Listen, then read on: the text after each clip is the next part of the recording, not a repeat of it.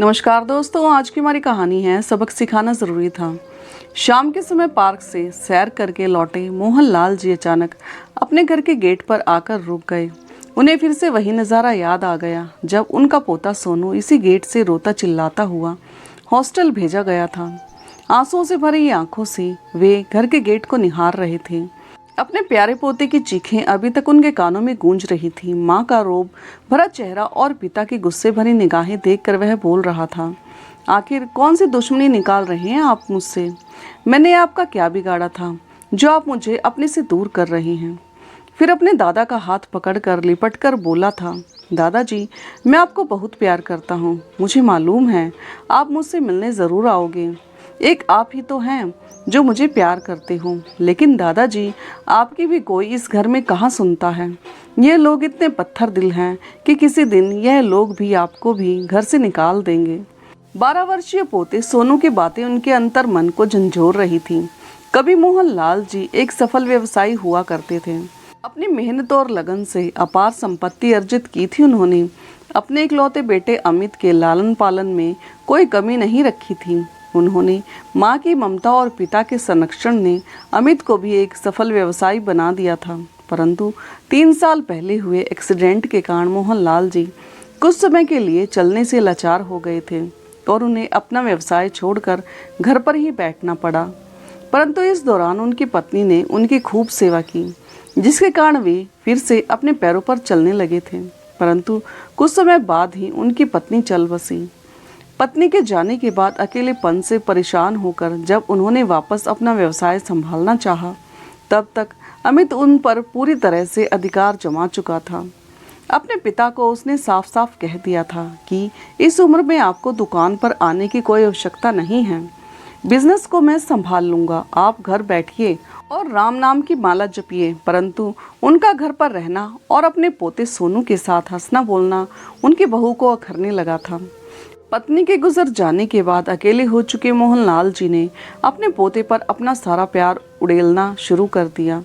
लेकिन उनकी बहू को यह बात कतई भी बर्दाश्त नहीं हुई। पिताजी के साथ साथ रहते हुए मेरा बेटा सोनू बिगड़ता जा रहा है, इस बात का हवाला देते हुए उसने सोनू को हॉस्टल भेजने की जिद ठान ली थी। लेकिन अब पोते को अलग होते देखकर मोहनलाल जी का मन चित्कार उठा था। उनके द्वारा इस बात का विरोध करने पर जो शब्द बहू ने उन्हें बोले थे, उन्हें आज भी याद हैं। आप हमारे और हमारे बेटे के बीच में कुछ नहीं बोले तो ही अच्छा है। आपके लाड प्यार के कारण ही यह बिगड़ता जा रहा है। उसके लिए क्या अच्छा है और क्या नहीं, यह हम भली भांति जानते हैं। इसमें हमें आपकी सलाह की आवश्यकता नहीं है। अपने पोते सोनू को याद करते हुए गेट पर खड़े मोहनलाल जी की आंखों से अविरल आंसू बहते जा रहे थे। फिर एकाएक अपने आंसुओं को साफ करते हुए वे अपने कमरे में वापस लौट आए। उन्होंने देखा कि सोनू के कुछ खिलौने और कपड़े उनके कमरे में ही छूट गए थे। मोहनलाल जी इन्हीं चीज़ों को देख देख कर अक्सर उन आनंददायक क्षणों में पहुंच जाया करते थे जब सोनू उनसे लिपटकर अपनी प्यार भरी बाहें उनके गले में डालकर कहता था, दादाजी, कुछ अच्छे चुटकुले सुनाओ ना, कोई नई पहेली पूछो ना। सोनू को गए 10 दिन बीत चुके थे। मोहनलाल जी जो अपने पोते सोनू के साथ डाइनिंग टेबल पर बैठकर खाना खाया करते थे, अब अपने कमरे में ही खाना खाने लगे, क्योंकि उन्हें पता था कि डाइनिंग टेबल पर अपने पोते की खाली कुर्सी देखकर वे अपने आंसुओं को रोक नहीं पाएंगे। सोनू के घर से जाने के बाद से उन्हें कुछ अनहोनी की आशंका होने लगी थी। एक दिन उन्होंने बहू को कहते हुए सुना था, ना भाई, मैं उनसे यह बात कहने नहीं जाऊंगी, और वैसे भी उन्हें तो मेरी हर बात कांटों की तरह चुभती है। हमारे बीच जो तय हुआ है वह तुम जाकर उन्हें कहोगे। मोहनलाल जी यह समझ ना सके कि उनकी बहू किस विषय में बात कर रही थी। फिर सोचने लगे, 1-2 दिन में पता चल ही जाएगा। उसी शाम को उनका बेटा दुखी चेहरे के साथ उनके कमरे में आया। उन्हें लगा कि उनके बेटे को अपनी गलती का एहसास हो चुका है और वो सोनू को वापस लेने जा रहा है। परंतु अमित ने जो उन्हें कहा उसे सुनकर मोहनलाल जी की आंखें फटी की फटी रह गई। अमित ने कहा, पिताजी, मैं जानता हूँ कि पहले माँ के अचानक निधन के बाद और अब सोनू के जाने के बाद से आप बहुत अकेले हो चुके हैं। इसलिए आपकी बहू और मैंने सोचा है कि आप वृद्धाश्रम ही चले जाएं तो बेहतर होगा। वहाँ पर आपको अपने हम उम्र दोस्त भी मिल जाएंगे और आपका मन भी लगा रहेगा। आप सुख सुविधाओं की चिंता बिल्कुल मत कीजिएगा। और फिर किस यानी हंसी हंसते हुए बोला, हम दोनों तो देख रेख के लिए आपके मैनेजर ही हैं। मोहनलाल जी अवाक पागलों के समान अपने बेटे का मुंह ताकते रहे।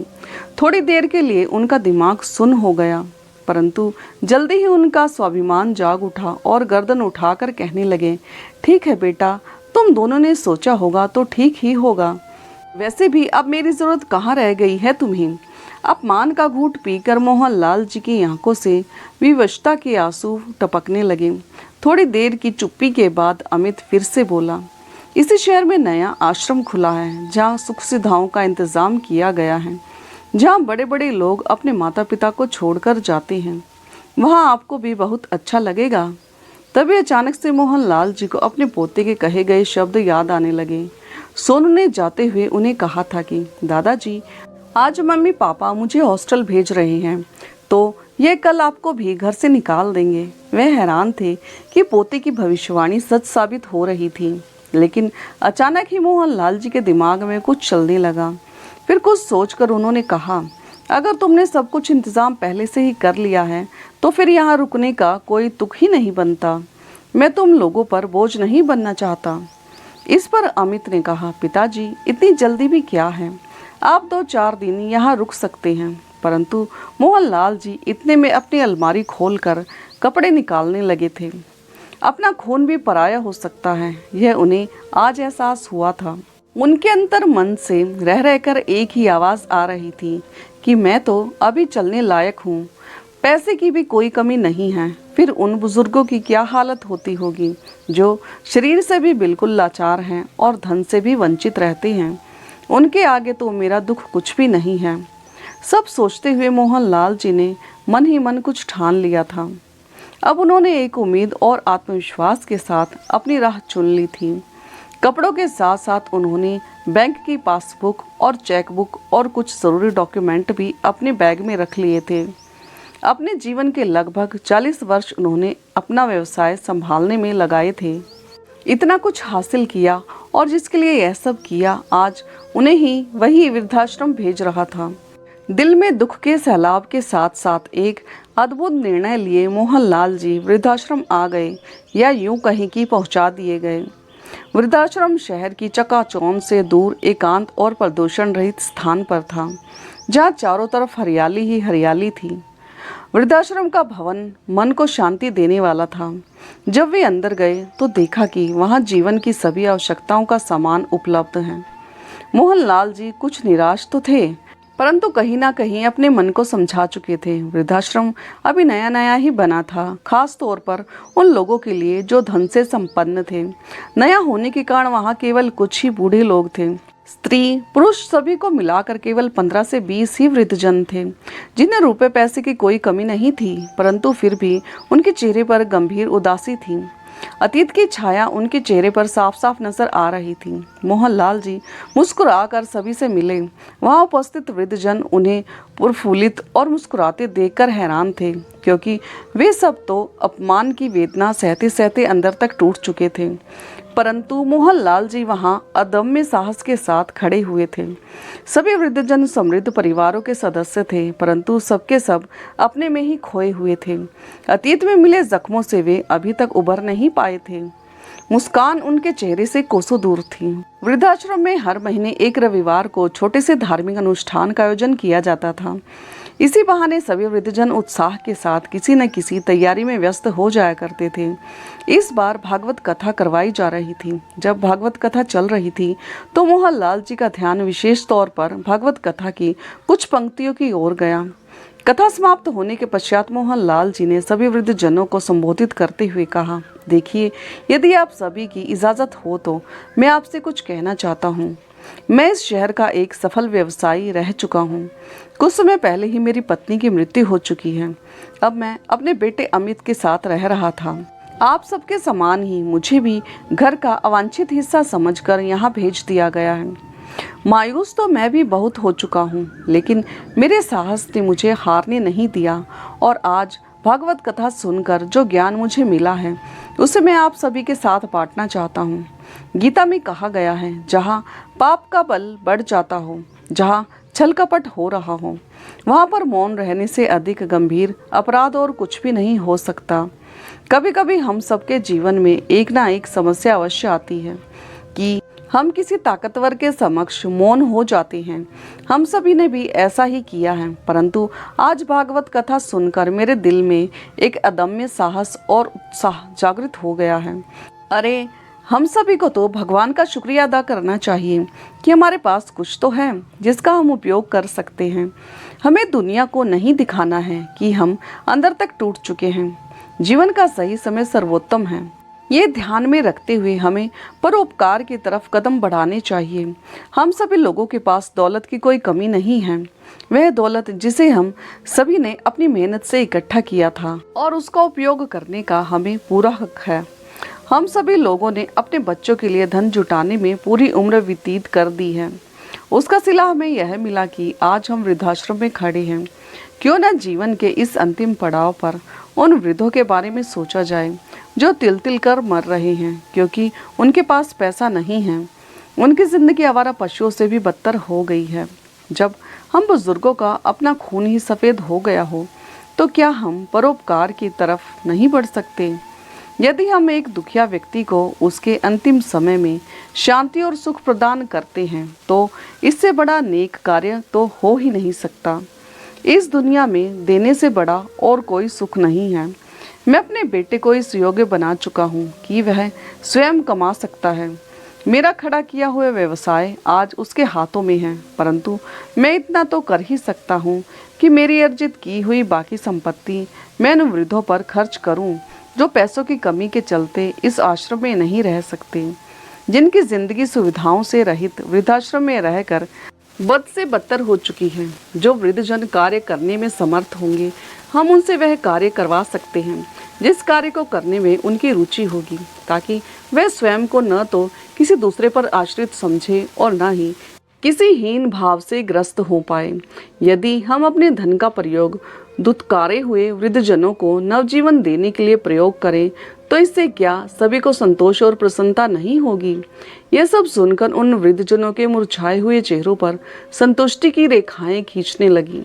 वृद्ध आश्रम का पूरा हॉल तौलिया से गूंजने लगा, क्योंकि आज तक तो वे खाली बैठे बैठे अपने अतीत को ही चलचित्र की भांति देख रहे थे, परंतु आज वे अपने अस्तित्व की शक्ति का आभार करके उत्साहित थे। सभी लोग बारी बारी से बोल उठे कि हमारी तो बहुत बड़ी बड़ी कोठियां हैं, हम उन्हें वृद्धों का निवास स्थान बनाने के लिए ज़रूर देंगे और ऐसी जगह का निर्माण करेंगे जहां ऊंच नीच और जात पात का कोई भेदभाव नहीं होगा। मोहनलाल जी की आंखें खुशी के कारण गीली हो गईं। उन्हें एहसास हुआ कि अब इस मुहिम में वे अकेले नहीं हैं, उनके साथ अन्य लोग भी हैं। सभी वृद्धजनों की आंखें आत्मविश्वास से चमक रही थीं। शाम के समय जब अन्य वृद्धजनों के साथ मोहनलाल जी भी खाना खाने बैठे तो अपने पोते सोनू को याद करके उनकी आंखें आंसुओं से छलक पड़ी। कारण पूछने पर उन्होंने अपने मित्रों को अपने पोते के साथ हुए व्यवहार के बारे में बताया। सभी लोगों ने उन्हें सलाह दी कि वे अपने पोते से मिलने के लिए एक बार उस हॉस्टल में जाएं। मोहनलाल जी को उनकी यह सलाह बिल्कुल सही लगी। अगले दिन उन्होंने अपने पोते के लिए उनके पसंद की ढेर सारी वस्तुएं खरीदी और उसके हॉस्टल पहुंच गए। जैसे ही सोनू ने अपने दादाजी को देखा तो खुशी से चिल्ला उठा और झट से आकर उन्हें अपनी बाहों में समेट लिया। दादाजी, मुझे मालूम था कि आप मुझसे दूर नहीं रह सकते। मैं जानता था कि आप मुझसे मिलने ज़रूर आओगे, लेकिन दादाजी, मेरा यहाँ पढ़ाई में मन नहीं लगता। मायूसी भरे स्वर में सोनू बोला तो मोहनलाल जी उसे समझाते हुए बोले, अरे बेटा, अगर पढ़ोगे नहीं तो जीवन में कामयाबी कैसे हासिल करोगे? पढ़ लिख कर तुम्हें अपने दादाजी का नाम रोशन करना है। यह सुनते ही सोनू मुस्कुरा गया। चलो अब मुझे अपने सभी दोस्तों से मिलवाओ, मोहनलाल जी ने कहा। तो सोनू ने अपने दादाजी को अपने दोस्तों से मिलवाया। तो मोहनलाल जी ने भी उनकी पसंद की चीज़ें उनके हाथ में थमाते हुए कहा कि अपने दोस्तों के साथ मिल बांट कर खाना। कई घंटे अपने प्यारे पोते के साथ व्यतीत करके आज वे बेहद संतुष्टि का अनुभव कर रहे थे।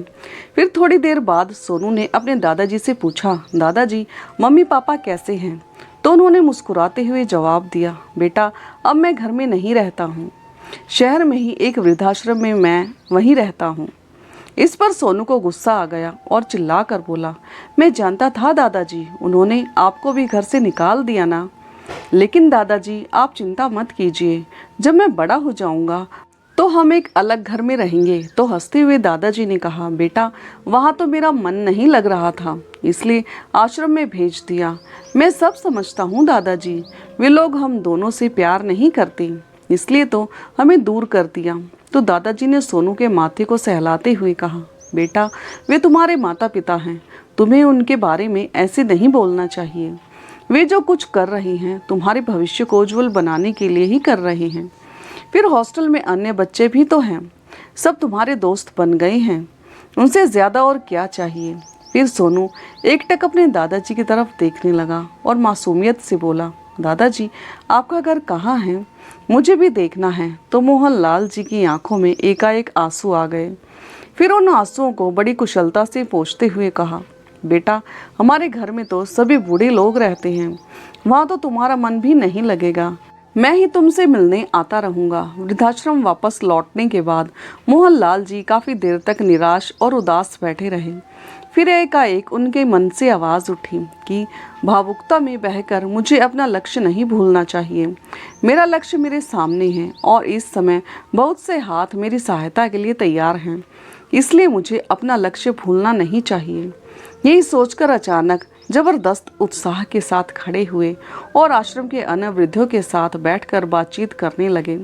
मोहनलाल जी बोले, आप लोगों में से जो कोई भी अपना मकान या ज़मीन वृद्धाश्रम के लिए खुशी खुशी देना चाहता है, अपना हाथ खड़ा करे। वहाँ पर बैठे सभी लोगों ने हाथ उठाया। इस पर मोहनलाल जी बोले, तो फिर तय रहा कि जो भी खर्च हम इस वृद्धाश्रम में देने वाले हैं, उन पैसों का इस्तेमाल करके आवश्यक सामान जुटाकर हम अलग अलग जगहों पर वृद्धाश्रम बना लेंगे। मेरी दुकान है जो मेरे बेटे के नाम पर है, उसे छोड़कर अन्य जितनी भी संपत्ति मैंने आज तक अर्जित की है, मैं उसे वृद्धाश्रम के लिए दे रहा हूँ। और मुझे यकीन है कि यदि हमने इसी उत्साह के साथ कार्य किया तो हम अपने लक्ष्य में ज़रूर कामयाब होंगे। वे सभी वृद्ध जिनके पास पैसा था उन्होंने पैसा दिया, और जिनके पास मकान और पैसा दोनों थे उन्होंने खुशी खुशी अपना मकान और पैसा दोनों वृद्धाश्रम के लिए दे दिया। सभी ने अपने अपने मकान खाली करने के लिए कानूनी नोटिस भेज दिया। बहुत से वृद्ध लोगों के बेटा बहू उनके पास पहुंचे और ये कदम न उठाने के लिए उनसे प्रार्थना करने लगे, परंतु सभी वृद्ध अपने बेटे बहुओं के सताए हुए थे। उन पर उनकी याचना का कोई असर न पड़ा। निराश होकर सभी के रिश्तेदार वापस चले गए। फिर मोहनलाल जी ने देखा कि सामने से उनका बेटा अमित अपनी पत्नी के साथ उनकी तरफ ही आ रहा था और आते ही अपने पिता पर बरस पड़ा। ये क्या नाटक लगा रखा है आपने? पिताजी आपको होश भी है? आप क्या कर रहे हैं? आप मुझसे मेरा मकान खाली कैसे करा सकते हैं? वह तो आपने मेरे नाम पर कर दिया था ना। इस पर मोहनलाल जी ने कहा, बेटा मैंने वकील को कहकर अपनी वसीयत पुनः बदलवा दी है। यकीन नहीं होता तो एक बार जाकर वकील साहब से मिल लेना। और हाँ, वह मकान तुम्हारा नहीं अब मेरा है और मैंने वहाँ वृद्धाश्रम बनाने का तय कर लिया है। इस पर उनका बेटा और बहू जोर से चिल्लाने लगे। तो मोहनलाल जी ने कहा, बेटा तुम तो केवल इस बात का शुक्र मनाओ कि दुकान अभी तुम्हारे ही नाम पर है, और यदि तुमने सीधे तरीके से बात नहीं मानी तो मैं और भी बहुत कुछ कर सकता हूँ। इसलिए विनती है कि चुपचाप यहाँ से चले जाओ और 15 दिन के अंदर मकान खाली कर देना। ये बातें सुनकर अमित और उसकी पत्नी के पैरों तले से ज़मीन खिसक गई। अपने पिता के स्वभाव में इस परिवर्तन को देखकर वह हक्के बक्के खड़े रह गए और कोई रास्ता ना सूझा तो अपने पिता से माफ़ी मांगने लगे और रिश्तेदारों की दुहाई देकर गिड़गिड़ाने लगे। लेकिन मोहनलाल जी ने उनकी एक न सुनी। कोई रास्ता ना पाकर उन दोनों ने चुपचाप वहां से निकलने में ही अपनी भलाई समझी। आखिरकार उन्हें अपना मकान खाली करना ही पड़ा। अब उन वृद्धों ने बड़े उत्साह से वृद्धाश्रम में सामान और नौकरों का बंदोबस्त करना शुरू कर दिया था। न्यूज़ चैनल पर भी इन वृद्ध आश्रमों की प्रशंसा की जाने लगी। निम्न वर्गीय और मध्य वर्गीय परिवारों के बुजुर्गों को उन आश्रमों में सहारा दिया गया। प्रत्येक वृद्धाश्रम के लिए एक ट्रस्ट बनाया गया ताकि उन आश्रमों को सुचारू रूप से चलाया जा सके। समाज को बदलने वाले इस एक कदम ने युवा पीढ़ी की सोच में वृद्धों के प्रति उनके व्यवहार में परिवर्तन लाने का काम किया। उनकी देखा-देखी बहुत से अन्य धनवान लोगों ने उन आश्रमों को अपना पैसा और सहयोग देना शुरू कर दिया, क्योंकि वे स्वयं भी इस वृद्धाश्रमों के महत्व को समझ चुके थे।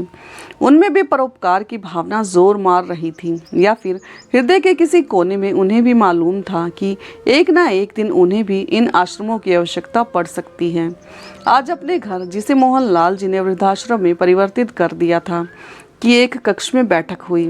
वे एक अलग ही आत्मविश्वास और गर्व का अनुभव कर रहे थे। उनके चेहरे पर शांति के भाव देखे जा सकते थे। यदि अपने हक को पाना है तो उसके लिए लड़ना ही पड़ेगा। इस कहावत को उन्होंने सही साबित कर दिया था। परोपकार के जिस कार्य को करने का उन्होंने बीड़ा उठाया था, असल में तो उन्हें प्रेरणा देने वाले उनके स्वयं के बेटा बहू थे। मोहनलाल जी ने महसूस किया कि देने से बड़ा कोई और सुख नहीं है, और उन वृद्धाश्रमों में रहने वाले सभी वृद्धों के चेहरे पर एक विजय भरी मुस्कान देखकर उन्होंने जीवन का सबसे बड़ा सुख प्राप्त कर लिया था। वह मोहनलाल जी हर सप्ताह अपने पोते सोनू से मिलने उनके हॉस्टल जाया करते थे और कुछ समय अपने पोते के साथ ही बिताया करते थे। अपने दादाजी का साथ पाकर सोनू भी अब बहुत खुश रहने लगा था। अब वह खूब मन लगाकर पढ़ाई कर रहा था, ताकि एक दिन वह बहुत बड़ा आदमी बनकर अपने दादाजी के बुढ़ापे की लाठी बन सके। तो दोस्तों, आपको ये भावुक और प्रेरणादायक कहानी कैसी लगी, और कहानी का कौन सा हिस्सा आपके दिल को छू गया, कमेंट करके ज़रूर बताएं। और हाँ, यदि चैनल पर नई हो तो चैनल को लाइक, सब्सक्राइब और शेयर करना ना भूलें। तो मिलते हैं एक नई कहानी के साथ, तब तक के लिए धन्यवाद।